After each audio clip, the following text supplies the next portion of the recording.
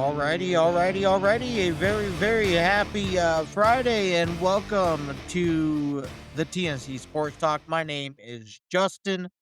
Today is May 15th of 2026. I hope everyone is having themselves a good day. We made it through another week of sports conversations.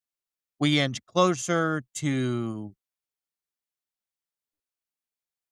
we inch closer to the NFL season, which I'm sure a lot of people are excited about. And we'll kick off today's program with a lot of football conversations as a release of the 2026 schedule was provided to everyone last night.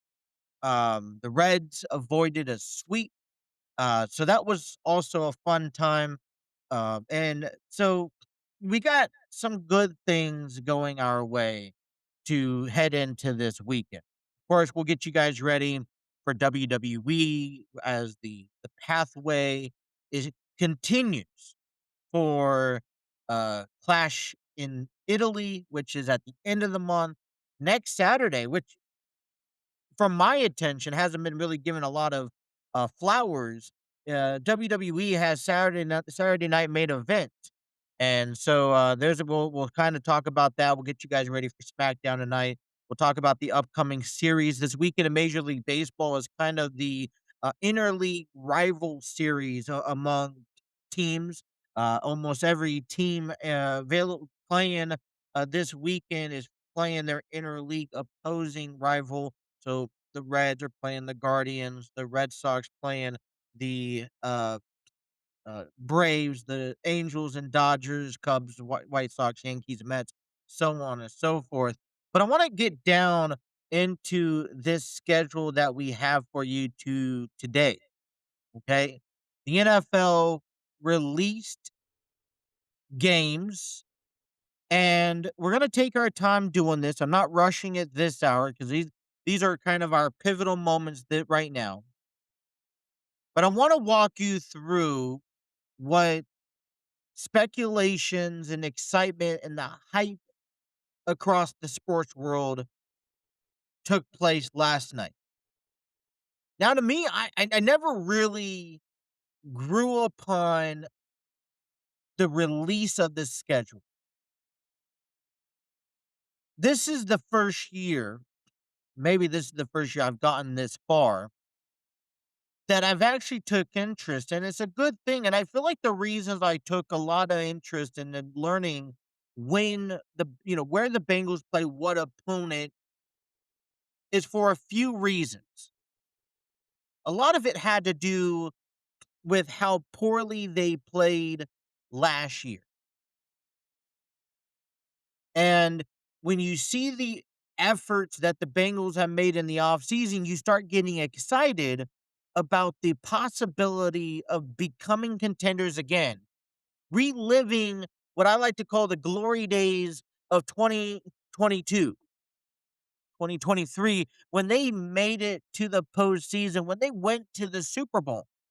And when you see the moves being done by the front office to impose a better team than what was on the field last year, the only thing that we're waiting on is the results. We can't sit here and guarantee that Dexter Lawrence is the solution to our defensive problems.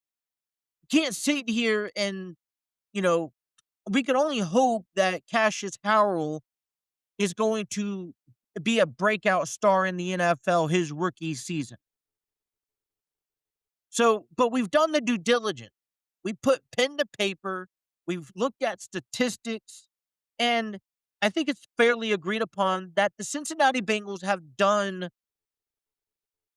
a fair share of work in attempts to improving this defensive team to equalize our opportunity based off of the offensive defensive side to keep us in games longer and to give us a chance to win more games.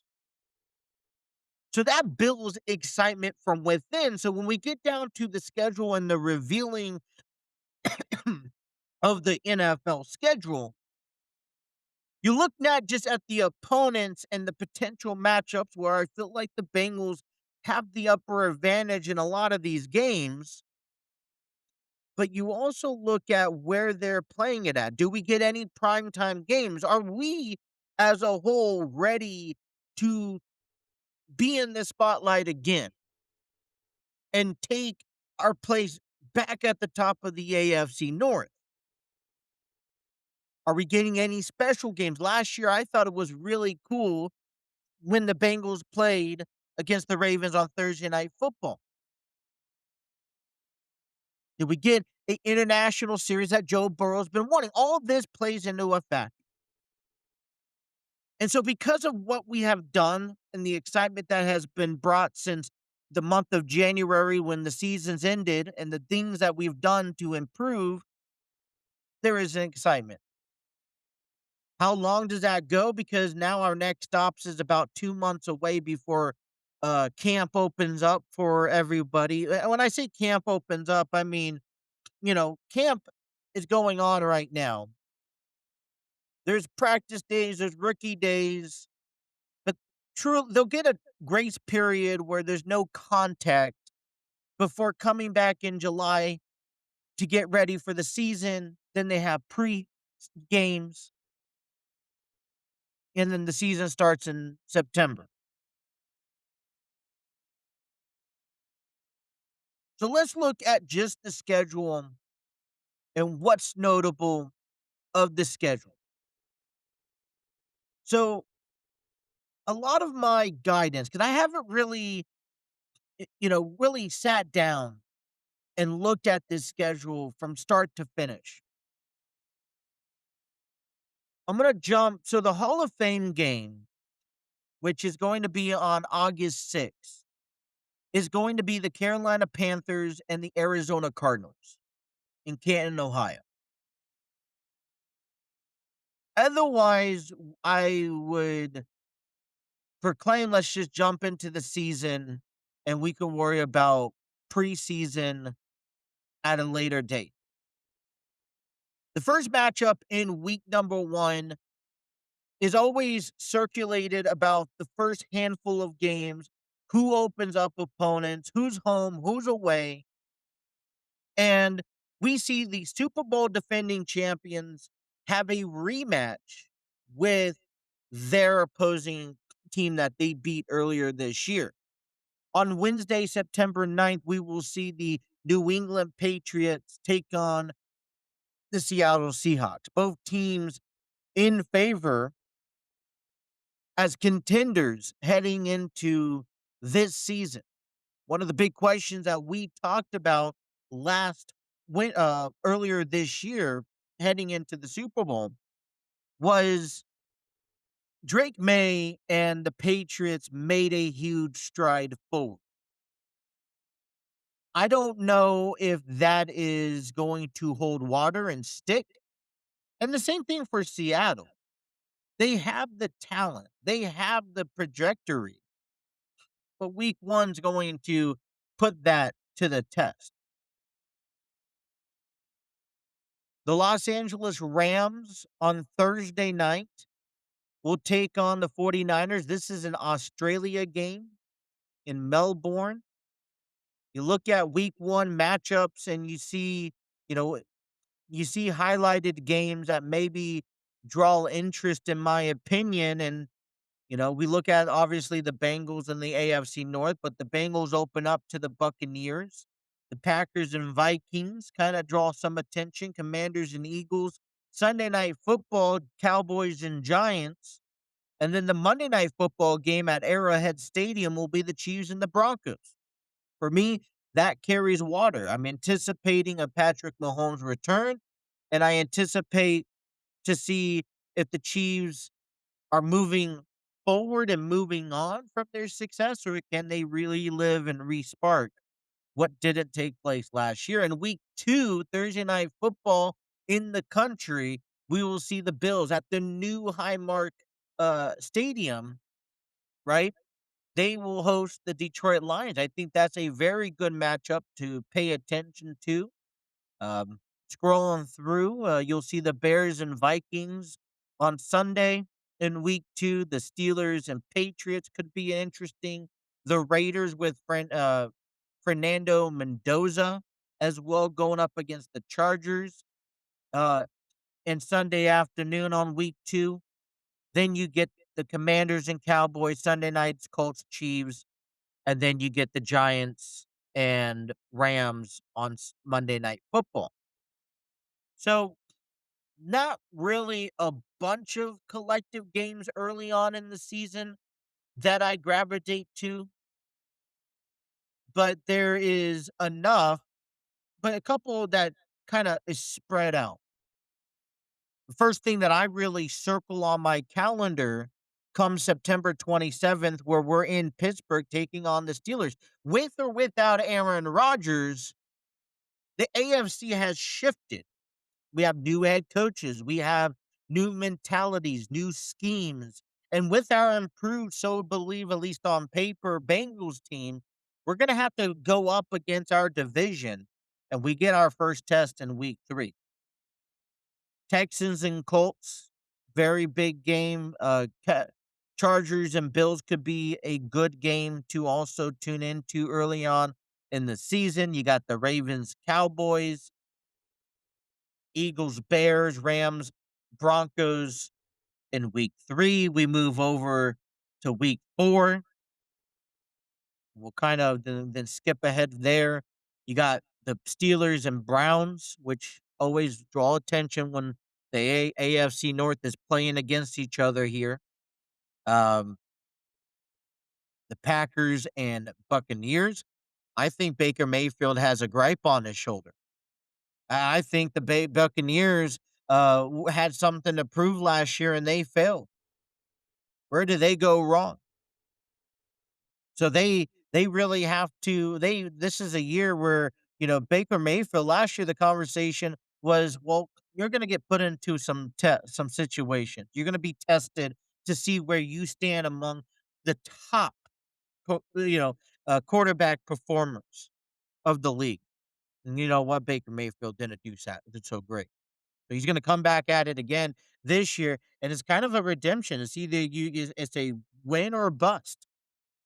I got faith in Baker Mayfield, but he's not, with the Bengals early on and then the Packers, it's not going to be a walk through the park. Patriots, Bills in week 4, Rams and Eagles, another good game to watch.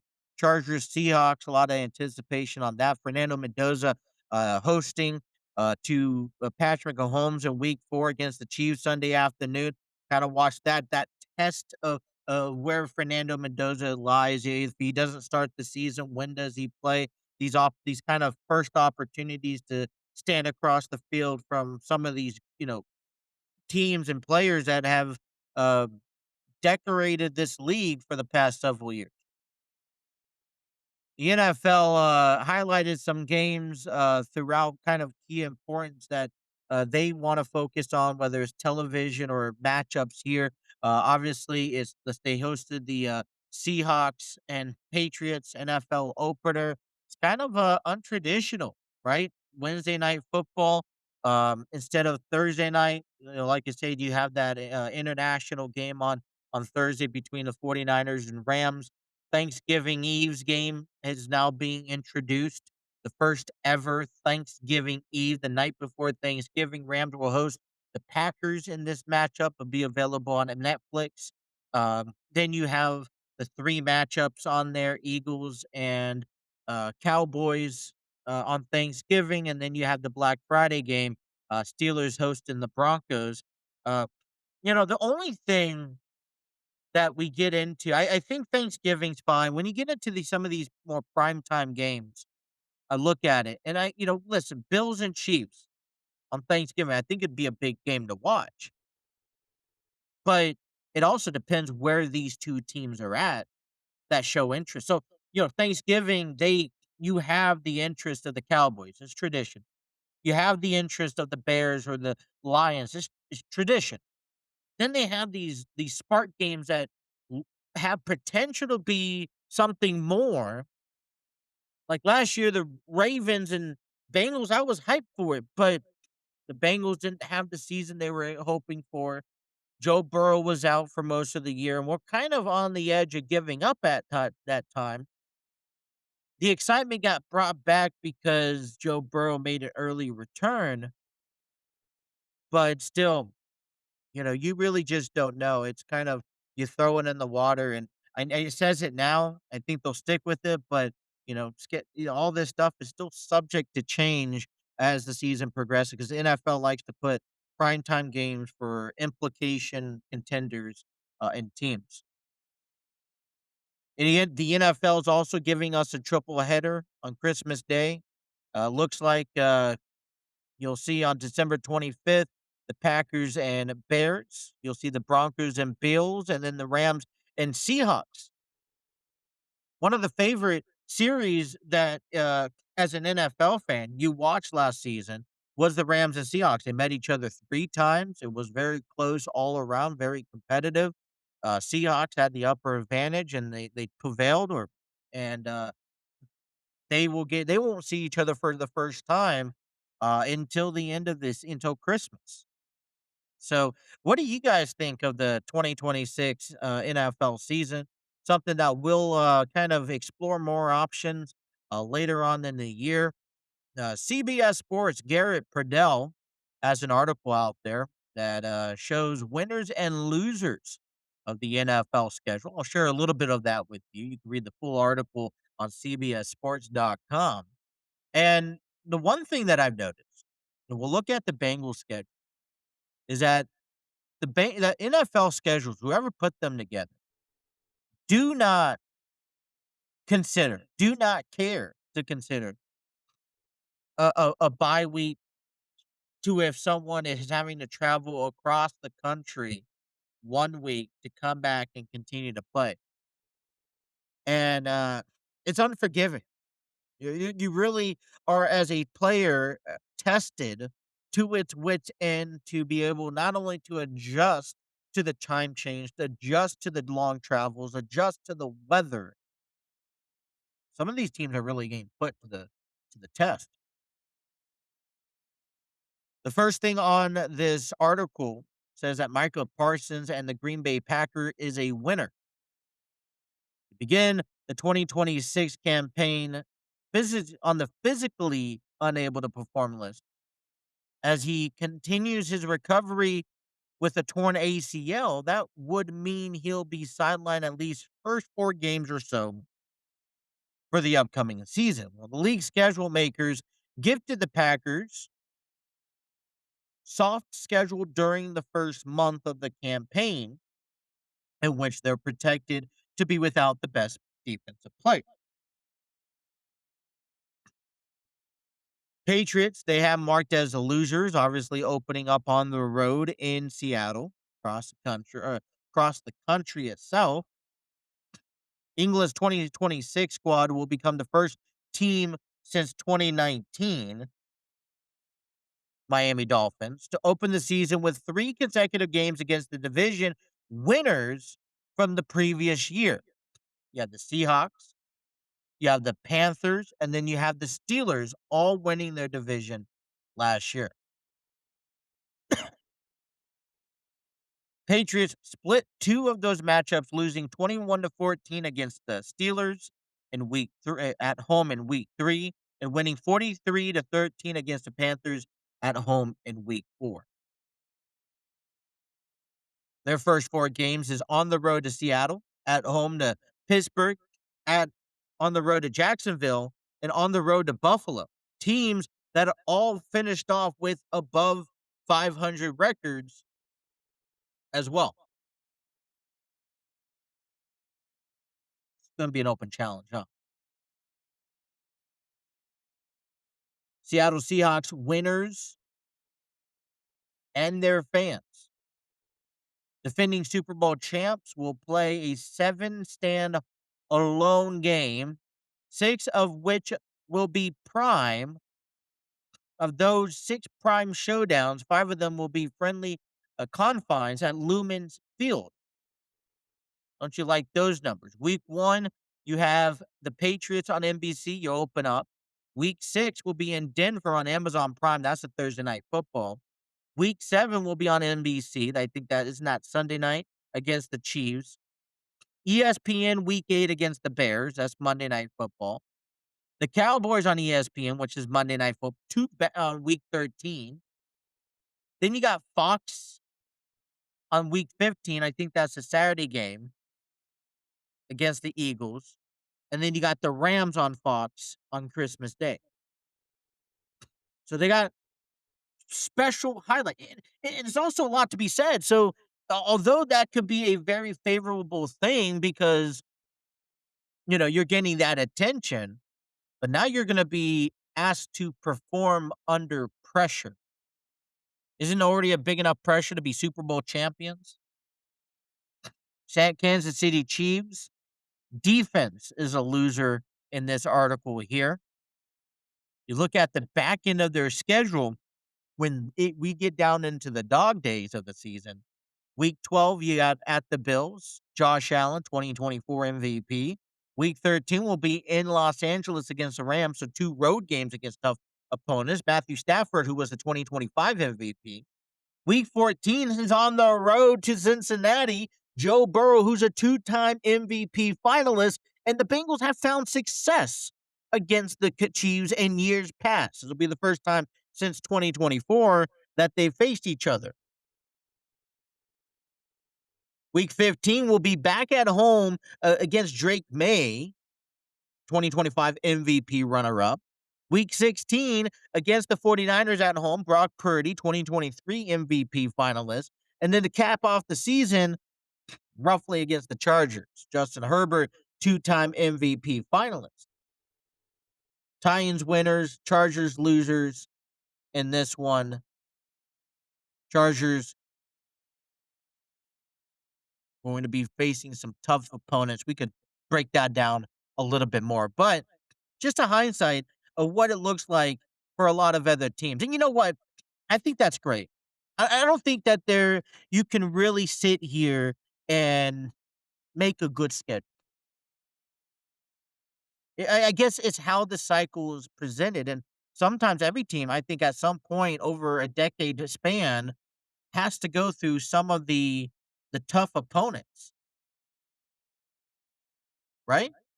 At least that's how I view it. All right, let's dive into what the Cincinnati Bengals 2026 schedule looks like. We'll kick things off quickly with the preseason. Still, preseason opponents mean a lot. Detroit Lions is the first home game. We'll actually have the first 2 home games of the preseason as we host not only the Lions, but we host the Bears, 2 NFC North teams, and then we head out to Philadelphia to face the Eagles. You have a Thursday, October 13th, October 22nd, which is one of my daughter's birthdays on the Saturday, and then Friday, August. It's all August, excuse me, but August 28th, all 7 p.m. games. We kick things off with the Tampa Bay Buccaneers. Baker Mayfield coming to town. It's going to be a good matchup. I think it's going to be a good matchup. As we mentioned earlier, Baker Mayfield has some redemption to fight for. Last year didn't go the way he really wanted it to go. Fell off the wagon at some point, and I think he has a gripe to prove here this season. And but in both, and look, the Bengals have a gripe to prove too. They weren't supposed to be as bad as they were, and one thing led to another, and they want to really. It's kind of a redemption year for both teams. The good news in this early on, it's on Fox. It'll be available. They'll be at Paycor Stadium. So something to look forward to here. Then we head out to Houston in week 2, a 1:00 game. And then we head out to Pittsburgh in week 3 for a 1:00 game before coming home to the Jacksonville Jaguars, a 1:00 game to begin October. And then we'll be on the road to the Dolphins. So we'll have 3 road games, 2 home games before our first bye. Now, no, I'm not a big fan of having an early season bye, to be honest. I prefer having that bye either before or after heading um out to Spain this year in week 9, but our bye comes in week 6. For being on the road in Miami, we'll come back home for a brief moment during that bye only to go back out on the road to Baltimore. So that doesn't really quite make sense with me. Coming home to the Titans before heading out to Spain, regardless if it was a home or away game, it's an international neutral zone. So we're not in Atlanta for this game. We're in a different country. So we'll have a 1 o'clock game on a Sunday, have to jump ship probably early on, if not late Sunday night, Monday morning. I would say the sooner we could get out to Spain to be acclimated to the time adjustment, that would be beneficial. It's a 9:30 game back in the States, week 9. Then we come back home. The good news is that we come back home for a Sunday night football game. So we have a couple extra hours to adjust, and it's against the Steelers. So we'll take care of the Steelers early on, and then we follow that with the Monday night game on the road against the Commanders. Come back home for a Sunday game against the Saints, on the road against Cleveland. Think about this. Thanksgiving weekend, we're home, which is good, but it's against the Saints. And then we really have ourselves at home against the Kansas City Chiefs in the middle of December, followed by in Carolina, who's the late run last season has been able to upset some good teams, at least challenge some good teams. And then we have the Colts at on the road, and followed by a Thursday night, the New Year's Eve, and I think that's going to probably be the biggest game of the season, home to the Ravens before we finish off the season at home against the Browns. So well, at least we finish off the year end to date. New Year's first year of the new season against divisional teams, against uh at home, which is great. I don't feel like we're traveling too far. I mean, I know the furthest travel is to Spain, but we're not I don't see us traveling to the East West Coast this year, which would definitely help. We're not really traveling much to a different time zone here, maybe an hour difference, so to speak. But I mean, it's really up north, down south, and out east.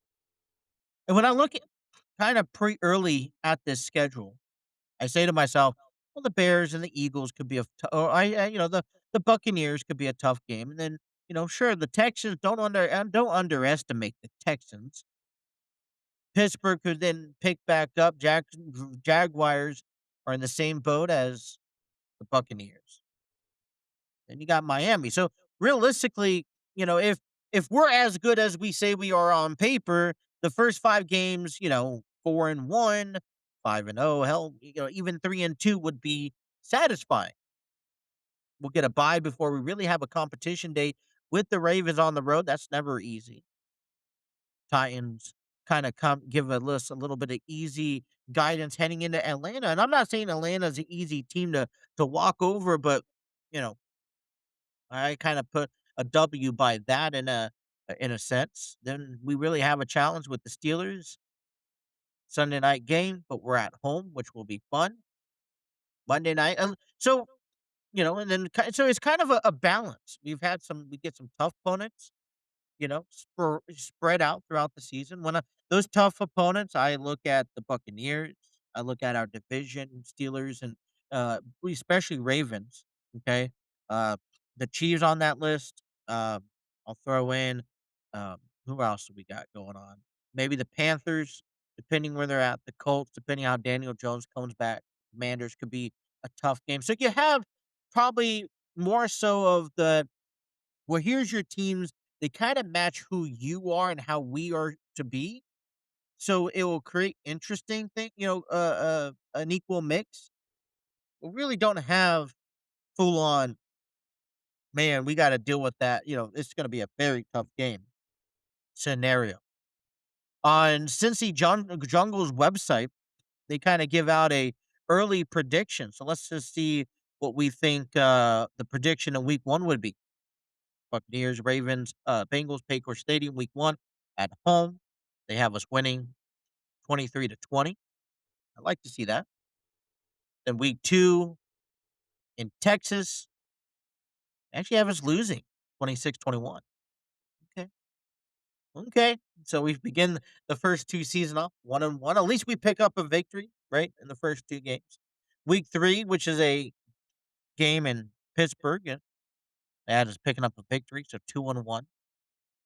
Week four, 31-17 win against the Jaguars. Then 34-14 win against the Dolphins to start the season off 4-1. Then we lose to the Ravens on the road, very close game. Then we beat the Titans, so we're 5-2. Lose to the Falcons, so we're 5-3. Lose to the Steelers, we're 5-4. We beat the Commanders, so we're 6-4. That's a little bit more spread out game. We beat the Saints, so we're 7-4. 8-4, beating the Browns. 9-4, beating the Chiefs. 10-4, beating the Panthers. 10-5, losing to the Saints. Beating the Ravens. 11-5, and beating the Browns. So they, according to Cincy Jungle, they believe that we would finish off with above 10 wins. A 12-5 record should give us a division championship. No, right? Am I missing something there? Which is I don't necessarily agree. Maybe some confliction, and those games can be kind of moved around where I may not win against the Steelers, but Commanders on Monday night, but we take two games with Baltimore. But they also have us going what, at least 4-2 in our division, or 5-1, which isn't bad at all either. What do you guys think? How do you think, based off the schedule we have, now we know where they are placed at, where do you think that they lie at? Let me down in the comments below. We'll have that conversation in weeks to come. I kind of want to dive in a little bit more. Maybe there's a strategy plan on how we utilize and plan for this. I think it's kind of a relief now, knowing that that's out of the way. It's like, for me, it's that click of, hey, the season is finally starts. Let's get to camp. Let's get to preseason. Let's get these preseason games out of the way. Let's show some positive. Let's get out to an early start in the season, just like the Reds have gone. Give us as much room as possible. So if we do lose in Spain, I know I would want to win, but there is that possibility that, uh, you know, crazy things happen in international games. So it's not an easy W. Maybe if it was back in the country, it would be a different story. But let me know what you guys think of the Cincinnati Bengals 2026 schedule. And if you have any particular games or schedules out there, we'll kind of look into what the Ravens hold and maybe make some early bold predictions. All right. Well, we're moving on to baseball.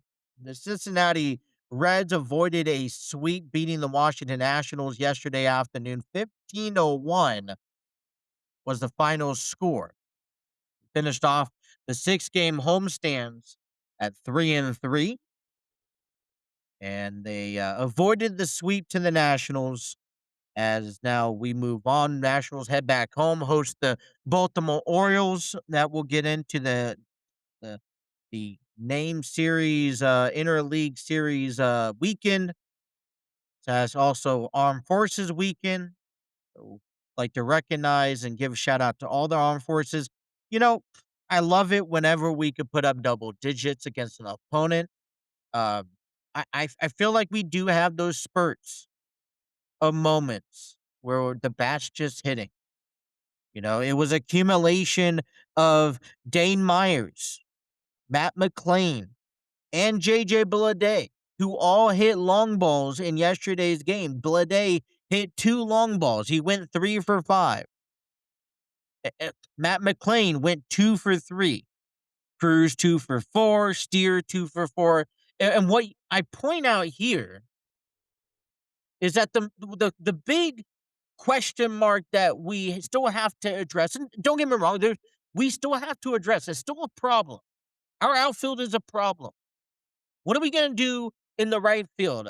I've heard this time and time again, and I completely agree with everybody who says that we need to go out there looking for an at bat.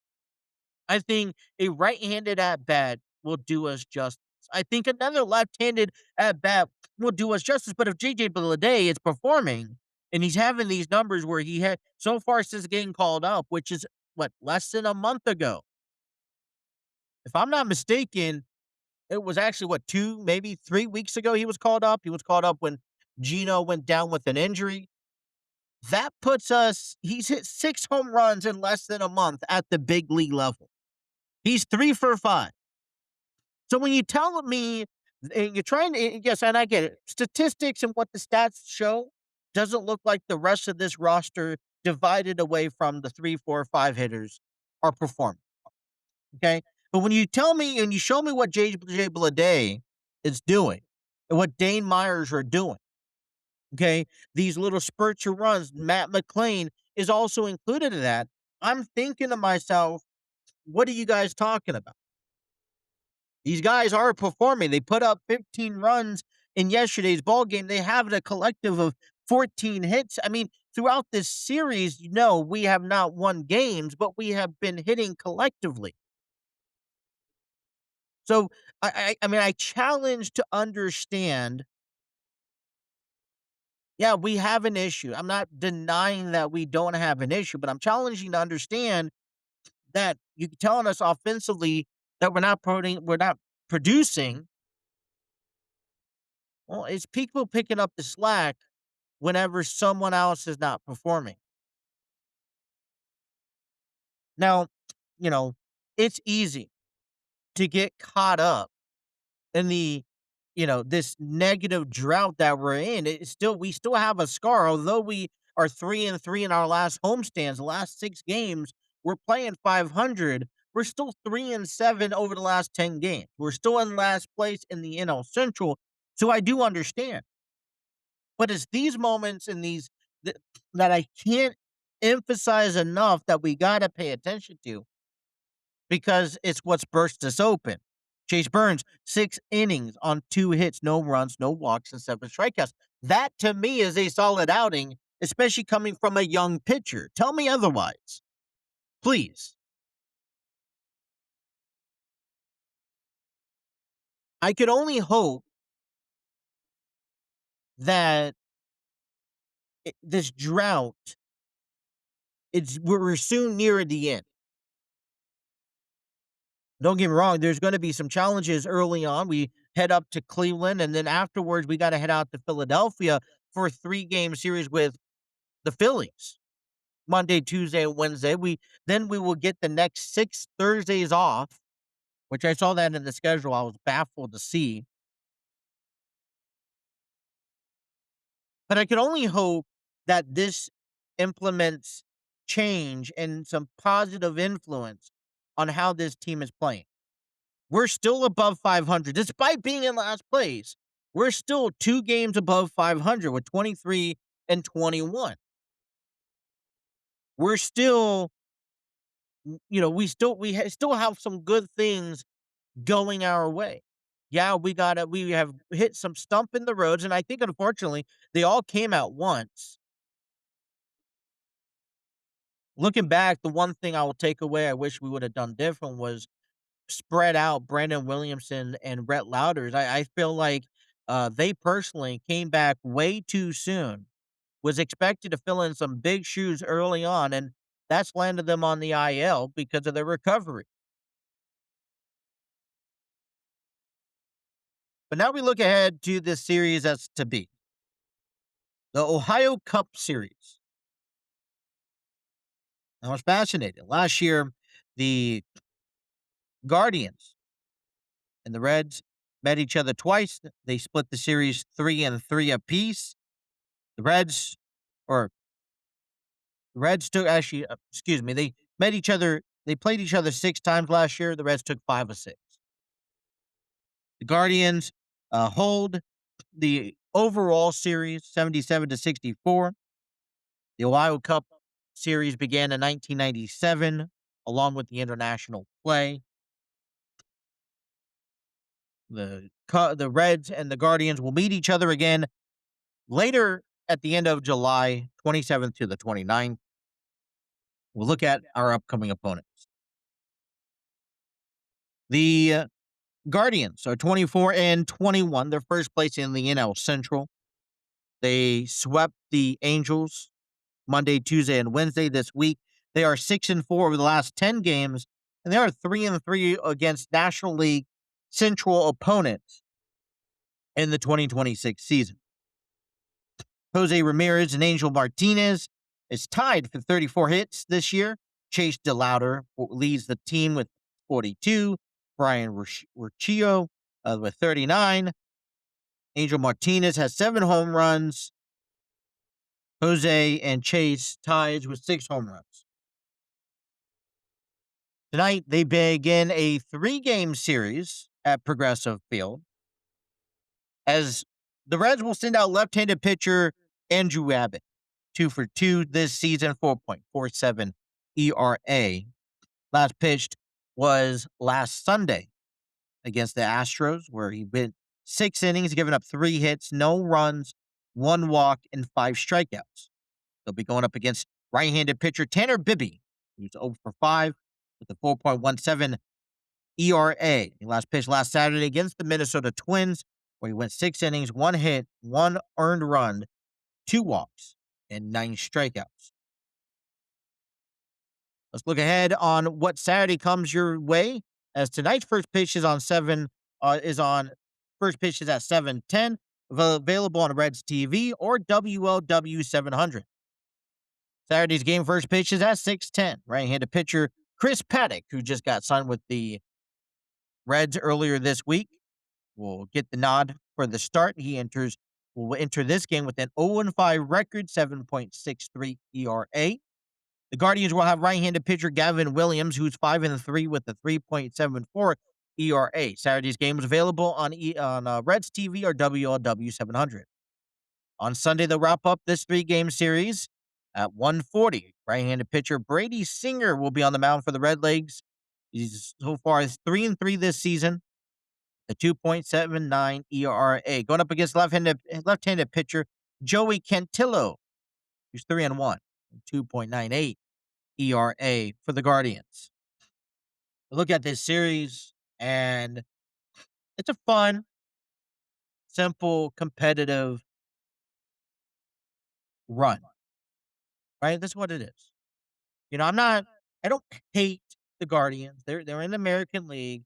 If the Reds ain't playing good, we don't talk a lot about the Guardians. So this is the moment, plus at the end of July, the time of the year where we talk a lot about these teams and we give our love and their support. They're in the American League, and if they could win the division, it brings a lot of more to Ohio fans to be celebrating and happy for. It's great that both teams are above 500, and I look at this as friendly competition. Regardless of the outcome, I wish the best for both teams and moving forward. But you know what? Just for this series purpose, the Reds is a team that I'm rooting for here. Now, let's take a look at what's going on down in the National League Central heading into the weekend. Yesterday, the Pirates beat the Rockies 7-4. Brewers beat the Padres 7-1. Cardinals beat the Athletics 5-4. The Cubs shut out the Braves 2-0. Just like on Wednesday, every NL Central team lost. The tables are flipped here. Heading into this 3-game Armed Force Weekend series, the Phillies begin a series with the Pirates at the Poop Series, what they call it. Poop because, according to what the box score on the screen says, you had the P for either for Pittsburgh or Philadelphia. You have the 0-0 when they start the game, and then you have the P again, so it spells poop. It's kind of hilarious. Days over, so it's kind of fun when you ever get a chance to bring those two back to mention. Tonight's game is at 6:40.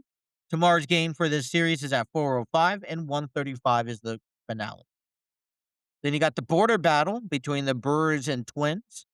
Tonight's at 7:10. Tomorrow's at 7:10, and on Sunday it's at 2:10. Then you got the Cubs and the White Sox for the Windy City Showdown or the Crosstown Classic. They'll be at in White Sox will be hosting this series. First pitch tonight is at 7:40, tomorrow at 7:10, and on Sunday 2:10. Then we get the Royals and Angels, the I-70 Showdown series. Tonight, first pitch, 8:15. 2:15 is for both Saturday and Sunday. And a couple other key things, series that you just kind of run into this weekend. You got the Subway Series with the Yankees and Mets at Citi Field, the Citrus Series, Miami and Tampa Bay, Beltway Series, Baltimore and Washington, the Old Navy Series, Boston and Atlanta, the Lone Star Series, Texas and Houston, Battle at the Bay. At least that's the former classic name of it between the Giants and the Athletics. The Freeway Series between the Dodgers in Anaheim, taking on the Angels. And then you had the Vidor Cup between the Padres and the Mariners, all going on this weekend. Interesting note, the Vidor Cup is created, dedicated back to Eddie Vedder, if I'm saying that name, the frontman of Pearl Jam. Eddie was born and raised in San Diego, but moved out to Seattle. I thought that was pretty cool. I didn't know that until this morning. Couple of series notes. I really took a note to the Philadelphia Phillies and Pirates. I think the pitching matchups really show some really big indications. Aaron Nola going up against Braxton Ashcraft on tonight. You got Zach Wheeler going up against Paul Skeens on Sunday. And then you got Kevin Gausman going up against Jack Flaherty between the Blue Jays and Detroit on Sunday. So, what series are you guys interested in or fascinated into paying attention to? Let me know down in the comments. NBA playoffs continue today as Game 6 between the Pistons and Cavaliers begin at 7 p.m. Available on Amazon. And then stay tuned on Amazon as the Spurs and Minnesota Timberwolves will also have Game 6 of their NBA playoffs. The Cavaliers lead their series 3-2, while the Spurs lead theirs 3-2 as well. If Game 7 is necessary, it will take place on Sunday. NHL playoffs. Yesterday, the Canadiens beat the Sabres 6-3. Canadiens move out front 3-2 in their series. The Golden Knights beat and eliminated the Anaheim Ducks 5-1 last night. They won the series 4-2. There's no NHL playoff games today. They will wait until tomorrow where the Canadiens will take on the Sabres in Buffalo for puck drops at 8 p.m. Eastern Standard Time, available on ABC. And if a Game 7 is forced, that will be on Monday, May 18th in Buffalo. That will be available on ESPN at 7:30. That is your NHL playoff update. Let me get you a rundown of what's going on down in with the WWE with some WWE conversations. We are on the verge of a couple of different events coming up here in the month of May. Next Saturday, May 23rd, at Fort Wayne, Indiana, WWE will host Saturday Night Main Event. To me, felt like an afterthought. Two matches so far scheduled on this card as the Intercontinental Championship will be on the line. Ethan Page takes on the champion Penta in singles competition. The World Tag Team Championships will also be on the line that night as the champions Austin Theory and Logan Paul will take on Angelo Dawkins, Montez Fords, and the Street Profits. Then following week, on Sunday, May 31st, at the arena in Turin in Italy, the WWE will host Clash of Italy. So far, only one match has been announced as the WWE Championship will be on the line. Cody Rhodes taking on Gunther. For more information, you can check out WWE.com. All right, let's get you into a look at what's going on tonight as WWE heads out to the Colonial Life Arena in Columbia, South Carolina for SmackDown. Premiere on the USA Network at 8 p.m. Eastern Standard Time. I haven't found any confirmation of matches, but Cody Rhodes and Gunther is building. They had their match in a couple of weeks. Gunther was owed a favor by Paul Heyman, and that concluded into a championship opportunity, and he selected with Cody Rhodes. Now, this feud has been back and forth a little bit here in recent weeks as people are, Gunther and Cody has been kind of coming from behind in order to try to get the edge of them. Gunther, who's been ending careers here as late, looks to reign once again at the top of the WWE universe. Everyone is after Rhea Ripley. Jade Cargill made her return after losing her Women's WWE Championship at WrestleMania. She is she is still along with Machine and BFAB, who attacked Rhea Ripley in the six-woman tag team match last week, as well as Fatal Influence. So, as Fatal Influence, JC Jane looking to make a big impression on SmackDown. JC Jane looking to capture gold early on in their call up. Jade Cargill has some unfinished business and probably also looks to recapture her title that she lost at WrestleMania. Well, Trick Williams will be in his hometown, play college football in South Carolina. He comes in with the United States Championship. He beat Sami Zayn back at Backlash, and he won the initial United States Championship against Sami Zayn at WrestleMania. So, what's next for Trick Williams? Is the feud between Trick Williams and Sami Zayn uh, moved on? They're moving in new directions. I know a lot of people have spurted out comments of possibly seeing a Carmelo Hayes and Trick Williams feud, and I would like that direction. But we got to ask ourselves, what is going on with Sami Zayn? What is going on with his mental state, with his relationship with the fans? And that is something I think takes a little bit more water heading into SmackDown tonight than Trick Williams celebrating and being back in his hometown. Danhausen and his clones. Do we see the clones tonight on SmackDown? Like I said, back at Backlash, it was something that it caught a lot of people off guard, but it worked out very well. Does any of this continue beyond um, further? What's next? What's next in this story? This is a story that I think is okay to continue. This is a story that I just don't know how they're going to approach it, right?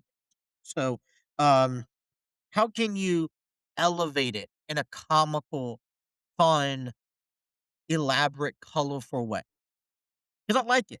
Um, it doesn't meet what your standard storyline should be.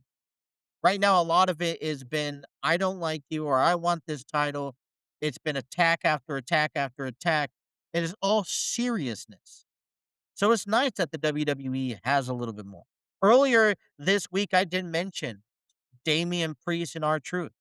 I feel like Damian Priest has lost a little bit of edge as a singles competitor. Don't get me wrong, I think he has the utmost potential when it comes to, um what he's capable of doing in the ring, but it has his association with R-Truth, has his association in the tag team, division affect who he is overall. Also, a couple things to keep note of heading into the night. Recently added SmackDown members Ricky Saints and Royce Keys are looking to continue to make headwaves uh, upon tonight's show. Tiffany Stratton, who won the United States a couple weeks ago, successfully defended her title. The key right there is that Kiana James and Julia seem to want the upper edge on the other. So that's going to I'm more interested about how that's going to unravel. If they're going to at one point cross paths instead of being side by side, and who is the better person? Yana James to me looks very impressive in the ring. And I think they should make that impact. I don't know. We'll have to wait and see. You know, I feel like in recent months that the WWE has clearly identified the brand that they're focusing on. No matter what you do, no matter what is done, I'm not saying that there's not good stories being told on SmackDown, but it's a clear indication that WWE focuses a lot right now on their flagship show of Raw. That's where all the chaos is happening. That's where all the carnage is happening, is on Raw. Doesn't seem like Adam Pearce has anything under control. And that's the glory of it because because Raw is getting a lot of attention.